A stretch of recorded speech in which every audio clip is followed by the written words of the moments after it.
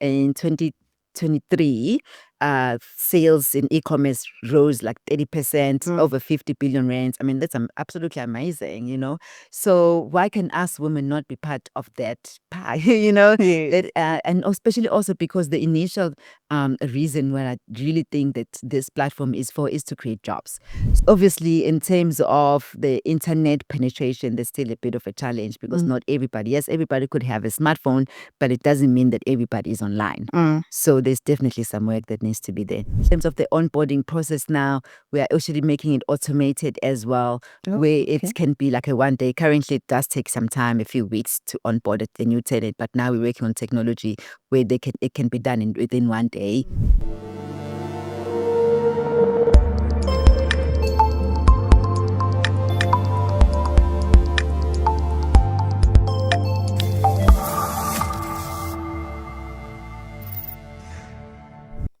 Hello and welcome to ITWeb TV with me, Kensani Nkwashu.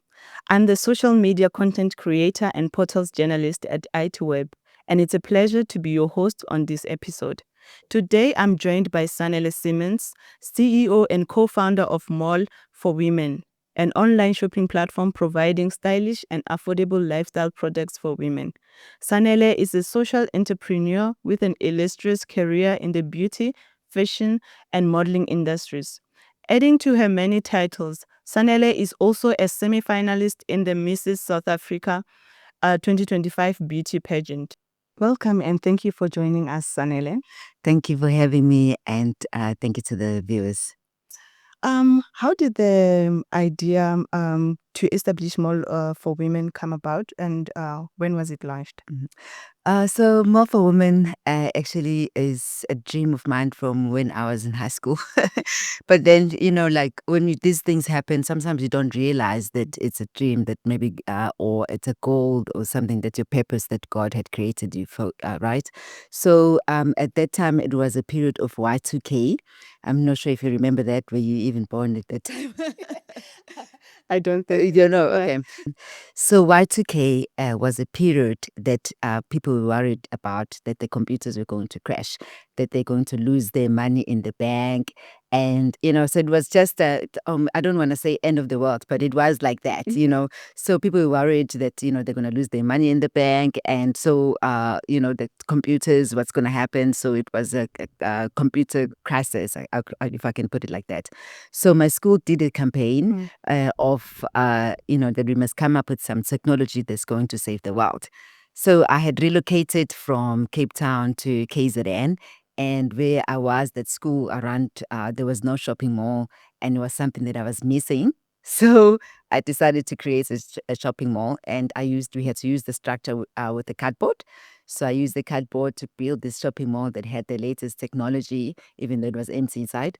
But I won the competition because obviously of that idea. And a few years later, I actually even have the certificates even now, and even the model is still in my school. So it's like 20 years ago, but it's quite an exciting story. But you know what? You forget about those things. And in 2013, after I'd gotten married, my husband and I would call it pillow talk. So you're having a pillow talk about your dreams, what do you want to achieve? Then I remembered that, oh, wow, I had this dream of building an online shop. Okay, at that time, it wasn't online, it was a physical shop.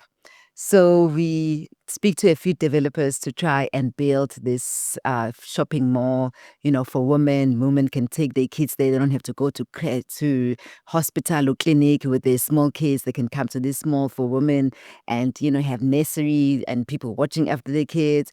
If they want to go to the bank, just a safe space for women. And I didn't have resources, obviously, to build the shop. I needed like about 250 million, which obviously at the time it wasn't about women empowerment. So there was no funding available at the time. So I put it on the back burner. And a few years later, I entered Mrs. South Africa. So my background is in the beauty industry, beauty and modeling industry. So when I entered Mrs. South Africa the first time in 2017, that's when I wanted now, to be a brand, to do, because I could feel that I'm working as a consultant or I'm working as a therapist, but I could feel inside that God had actually ordained me for something more. And so when I entered the pageant, I went well. I got a car sponsor, I got a clothing sponsor, I got everything that, you normally would win at the end of the pageant. And so I was excited. I had a good run. And then I didn't make it to the finals. So I had to look back in terms of like, because I felt I disappointed a lot of people that had supported me throughout the pageant. And now, and they were like, you must enter again. But I knew that I had to enter it differently.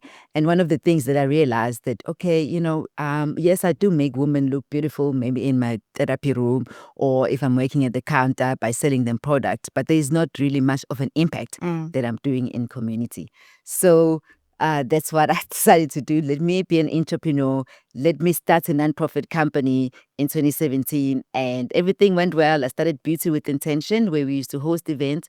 And then COVID happened. I had to pivot. And then that's how More for Women started. Oh, wow. What would you say distinguishes More for Women from existing competitors? I think what distinguishes us is because obviously the platform is tailored for women. So when I launched in 2019, 2020 on National Women's Day. So I think what happened was when I had to pivot, obviously now that I can't host my women empowerment events anymore, I attended the Johannesburg Chamber of Commerce Industry, which I had partnered with them on my Beauty with Intention events previously. So they started doing online courses. So I went and I attended and I learned about e-commerce.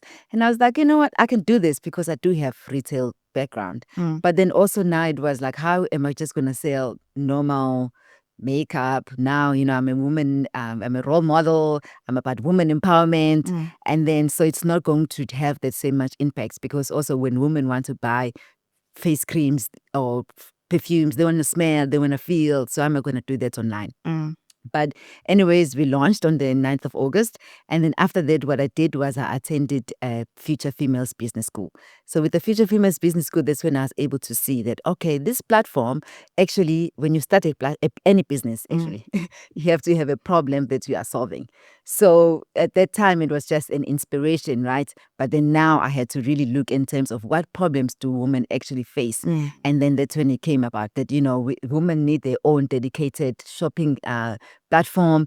Even the women that list on my platform, I must give them business support because also even just applying to sell the product on the platform could be a bit even complicated because they're not computer literate as much as other people could be. So we offer business support, we offer access to funding, and also now we recently started offering e-learning courses, and we want to also include services, beauty services, because obviously that's my background. But we are making sure that this platform is tailored to women entrepreneurs, whatever they need. And actually even women shoppers as well, because we say anything that you need in a convenient shopping place, 24/7, you don't have to worry about the convenience of time when you have to leave the office to quickly run and buy something, so it's open 24/7. And also nice thing is that it's also global, where else in South Africa, the e-commerce that we have is, from, I would say around South Africa or Africa, but our platform is global. So that's what makes us unique. Oh, wow. That's great. Can you give us an overview of your professional background? As mentioned that I a qualified beauty expert. Okay. So that is where I started in terms of, in retail. And then when I went to the Mrs. SA, that's when I moved into entrepreneurship. But since then, after I've launched, I went to Future Females Business School. I also went to School of Export because also I wanted that let's not only sell one product at a time. Let's also try to get distribution deals for the women that list on our platforms. So I had to get into understanding in terms of export, how that works. I'd taken also a lot of accelerator programs and incubation. At some stage, I actually had 3 at one time because I knew I just had to learn, right? Yes. So I'm also even now looking into actually going back to school and studying computer programming. Oh, wow. Okay. Also, because I want to be like an all-round. I want to understand the business in and out. Although I did develop, obviously, the More for Women platform that it is now, but there are some tech is always evolving. I'm not a coder. I feel like I need to be able to code. I want to serve the woman the best way that I can. Wow, that's great. Obviously, I know the products that are listed on your platform because I've been there. But for someone who doesn't know, what kind of products can be found, and how do you ensure quality control? Okay. So that was also one of the problems, when I started, in terms of how do I know that the women that are listing on the platform are the real women, and and also when I started, I also thought that this platform is going to be for, women in the villages, making beads and stuff like that. But then the more I stayed in the platform, I mean, it's been 4 to 5 years now. So what I realized is actually it must be women that are already having shops. So it must be a person who's already got an established brand, because I'm selling globally. So you have to make sure that the product is well packaged, right? I have to make sure that they understand in terms of the units, the quantities, to make it consistent. And when people buy from a platform, that they're going to receive what they purchased. So I had to change the business model. So now I've got 3 tenant plans. So the first tenant plan is your entry tenant. So that's somebody who does have a shop, but maybe they aren't just selling in these shopping centers around their hometown. So that will be your entry tenants. We build them you up in terms of becoming an anchor. So the key tenant is your established tenant. So your established tenant is a business who, obviously the name says it, that it's already established. And then the anchor tenant is your tenant that is already established, but now is looking to expand into different markets. So having to tailor it that way also helps us into making sure that the quality of the product that we have in the platform matches, because we're not going to turn away everybody who's coming, because it is about women empowerment. But it depends in terms of how, you come in terms of who is the focus. And everybody, they also have the different services that we support in terms of support that we give them. The person who is expanding needs, who is selling into international markets, has a different needs than a person who is just, starting out, who's just getting a feel of how it is to sell in e-commerce platforms. So yeah. Okay. And how do you deal with pressure or competition from your Shein, Temu, and Superbalist? Well, I don't call it pressure, actually. I love them. You won't believe it. I even sing at the house the Temu song. Yes. I love it, because when I started, I promise you not, people were like, no one buys online, and stuff. I'd be like, you order pizza online, that's buying online, that's e-commerce, Yes. But it took a while for people to understand that, when you are booking a flight, that's e-commerce. You're doing that online, you're already doing it. Obviously, maybe clothes or furniture is what you're not buying. But people were already online. They were already booking flights online. They were already ordering their pizza every day online. So it wasn't. They just needed to see that it's easy and it's convenient. And so I love it when they came. They definitely disrupted the marketplace. I mean, in 2023, sales in e-commerce rose like 30%, over 50 billion rands. I mean, that's absolutely amazing, So why can us women not be part of that pie, Yes. And especially also because the initial reason why I really think that this platform is to create jobs. So if I can empower one woman from the small, she's sewing and making nice outfits, clothes, maybe curtains, but she's only selling it to her friends, to 5 people, she can actually train more people to do that. She can expand her business and hire more people. I really definitely believe that e-commerce does have that capability in terms of empowering ourselves to be able to sell to each other, create products. Actually, most of the product that we are purchasing in the normal shops are not made in South Africa. So we need to make our own product. And I believe that there are some women that really are talented in facial creams and clothing, apparels, and if not, let them learn. Yeah, that's true. Yeah. I see that lately a lot of thieves are targeting career events. I know maybe that's not your space, but I would like to get your perspective. What do you think should be done to address that? Last year I was invited to an e-commerce summit in Dubai. I was there. Okay, it was the second time being there, but it was the first time, like as an entrepreneur, to go there. And like can you imagine that there is a place that doesn't have crime?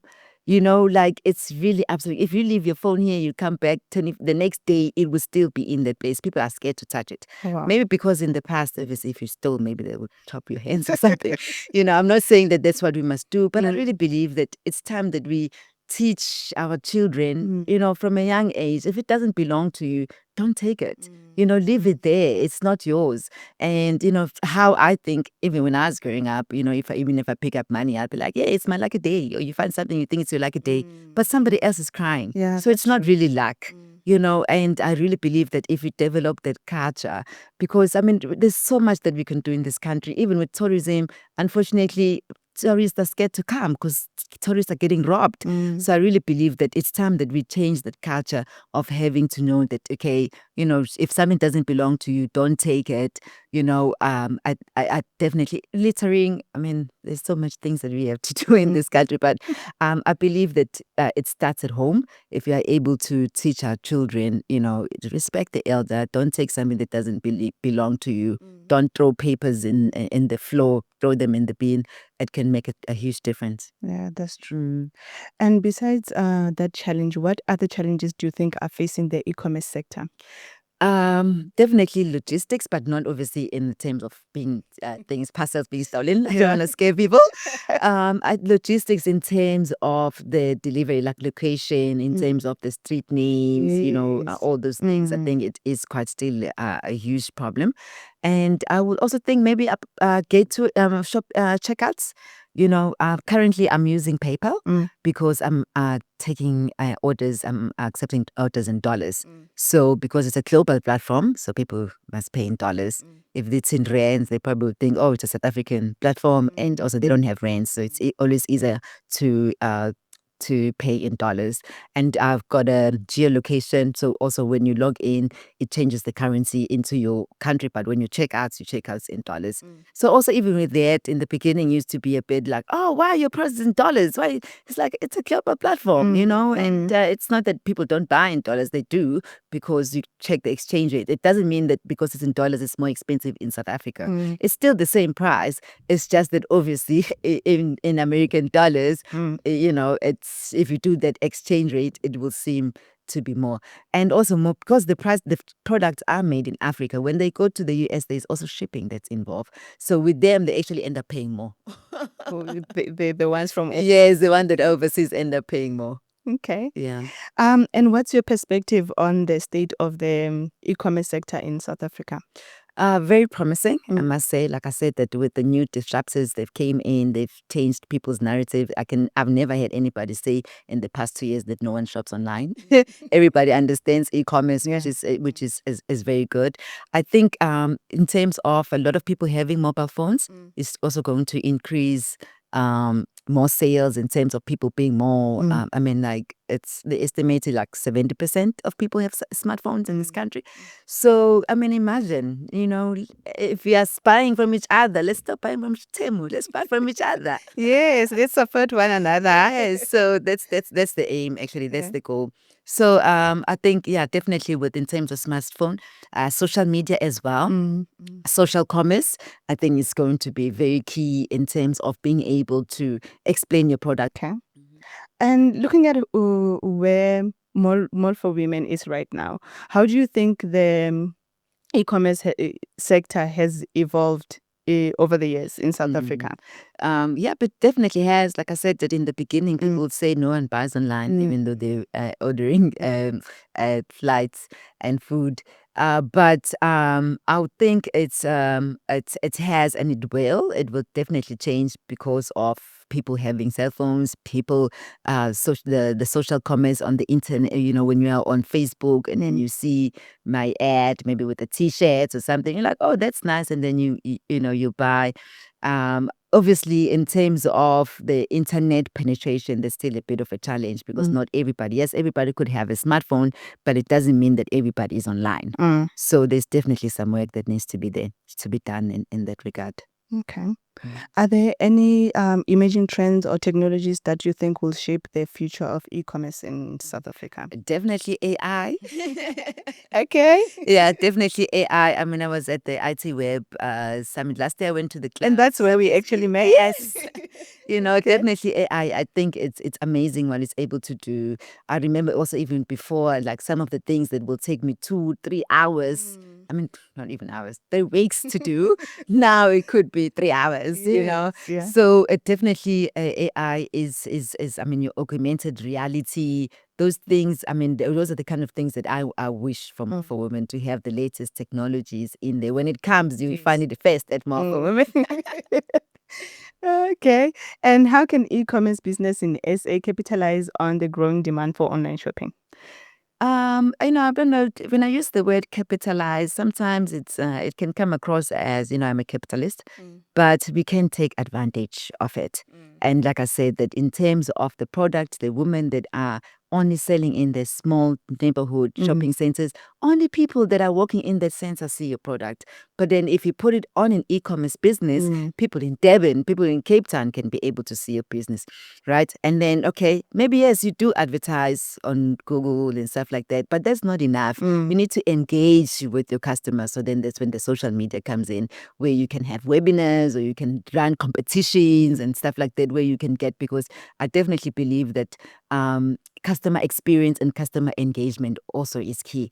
They cannot just come to the website and like there's no people behind this brand. They need to see the people behind the brand. They need to know who the founder is. They need to know the women that are listing behind the listing there in this platform and understand their story. So I think customer experience and how about even access to the internet? Yeah, that's Yeah. true. And do you think are there any initiatives or programs that you think could help develop e-commerce skills in the country? Yes, absolutely. For example, we want to create a shopping game on the website. Okay. And so I'm currently in conversation with Trimolo Hong. So what I want is to work with the students there. So I believe that also if we are able to have e-commerce and the students to come up with latest technologies, explain maybe some of the things we can't do because they can. I don't have to necessarily go back to school to study computer engineering and stuff like that to be able to. I'm already in business, but I could hire some young people that could be able to do this. So I definitely think the partnership between the businesses, or let me say be specific in terms of e-commerce or technology businesses, partnering with young students and graduates will, bring better fruits and better results. Because sometimes you come up with an idea, but you don't even know is it practical. Maybe especially also because you have to be disruptive in the marketplace. So if I'm not coming up with something that's not going to be done, I could get left behind. Yeah. So I might not know how to do it, but some students could sit around and come up with a nice project or concept in terms of making that dream become a reality. Okay. Okay. Then it means my next question is very relevant. It ties to that. What's your prediction for the future of e-commerce in South Africa? It's only up from here. Mm. Not even in South Africa or only globally. It's only going up from here. Not to say obviously the retail businesses are gonna go down. Maybe both could go up, because some people would want to still go to the shop and and buy, and that for that convenience. Sometimes, like when you go to a shop, also you have 3 things on your list, and then you come out with 5, 10. Always. That's always the case. You see, so I don't think it's competing. It's just that convenience. Like I said, that when you're coming out from work and you need to get something, a t-shirt for your daughter or your son for school tomorrow, they're doing something. You don't have to be running out and rushing. You can be in your lunch, scrolling online, buying the t-shirts. Yes. So it's definitely people are already seeing convenience, I hope, in terms of being able to purchase anytime, anywhere. And also then my dream, which is to purchase from each other. So I definitely think that it's going to go up. I mean, and we're talking about 70% of people having smartphones. So if you also get into the trend, I started with the most of the time we always start with the website to check how it looks on the computer. Then we check how it looks on the phone. Yes. So now you have to make sure that the phone is the most important, how it looks on the phone before you even worry about how it looks on the website. Also, maybe some apps, I also am looking into creating a More for Women app in the future. So also that's going to be good because it's on your phone, you can just log in and, you don't have to go to the website. So I definitely think customer service and I would say also having in the phone, I guess it's part of the same thing. Customer experience, customer service is similar because the service obviously is what we offer, but the customer themselves, how they experience the shopping experience is very important. Okay.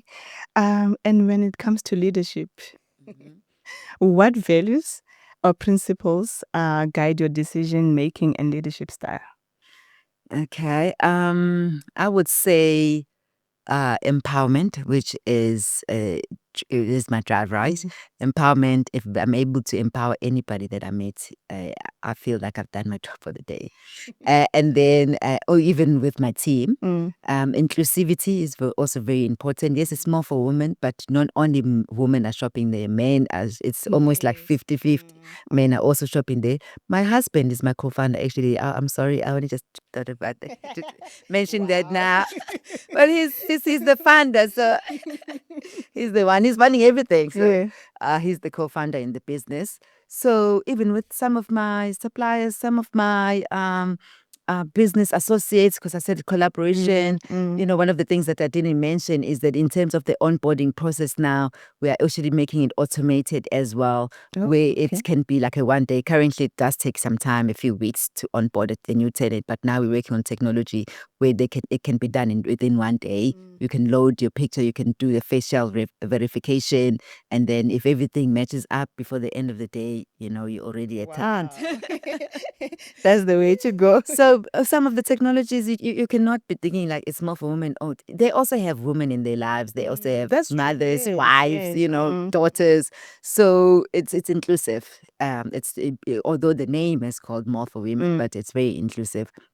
And lastly, I would say, empowerment, inclusivity, and innovation. Because you always have to come up with new ideas, right? You always have to come up with the latest technology. So I would think that those three are really like the key important leadership styles that I follow. Okay. Can you also please share a little bit about your journey, the Mrs. South Africa 2025 beauty pageant? Yeah. I'm saying because that's my family. I wouldn't be a businesswoman that I am now if it wasn't for me entering the first time. But coming back again, I would say it's really fulfilling because having to go through this, it's empowerment, it's growth empowerment. I mean, the things that we have to do now, being active on social media, that's exactly what I need because it's for myself and for my tenants. I'm learning a lot, and also to empower women in the global stage and a global platform like they do. I think it's really wonderful. And it's changed from when I entered the first time to now. Like every Friday we have webinars. Even sometime during the week in terms of helping us with social media, helping us with getting sponsors. So it really has changed and grown over the years. And I mean, our CEO, one of the things that that's what she's about women empowerment, and which is also what I'm about. So I think that there's very good synergies in terms of what they're doing and what I'm doing, and I feel that also with each other we can leverage each other's platform. When I entered the first time, I didn't make it to the finals, and this time around, I'm going all the way. Actually, I'm going to Mrs. World. I first have to win. Thank you. I first have to win Mrs. South Africa, and then after that, then you go to Mrs. World. And I really feel that with More for Women, those are the kind of platforms that also I need to be visible in, so that people can know more about what I'm doing, and also even get to engage with women in terms of their needs, because maybe their needs, what they needed in 2020 might not be what they need now. So it does create that, and also even confidence. How about that? To make you look good, because otherwise maybe I'll be in the office, how it is when you're working on the computer, but then now I'm able to come out and shine and look beautiful. And you are gorgeous, by the way. I did tell you. Thank you. Sanele, as we wrap up, do you have anything to say? or to add to our conversation? Yes, I do. I just want to plea for people to vote for me, right? So one of the things is that I know Simmons can be a bit tricky. If you spell it incorrectly, then I don't get the vote. So spell it correctly. Sanele Simmons with double M, no D, Simmons, Simmons, to 47587. Okay, we're voting for you. Thank you. Thank you for coming. Thank you for joining us. It was a pleasure talking to you. And thank you for sharing your insights with me. Thank you. It was my pleasure as well. Thank you. For this and more, please subscribe to our YouTube channel.